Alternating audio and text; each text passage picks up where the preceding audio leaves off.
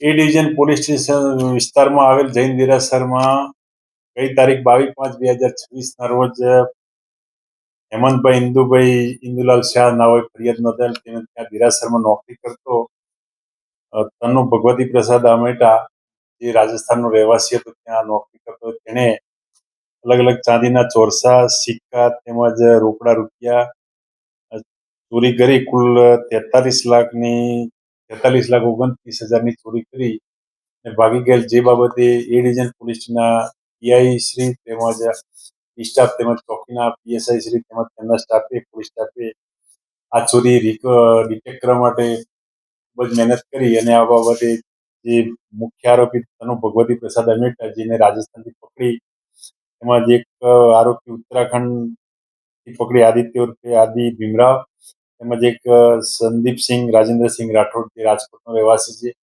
આ ત્રણને અટક કરી અને ₹33,88,000નો મુદ્દામાલ રિકવર કરેલ છે અને હાલમાં ત્રણેય આરોપીઓને જેલ હવાલે કરેલ છે.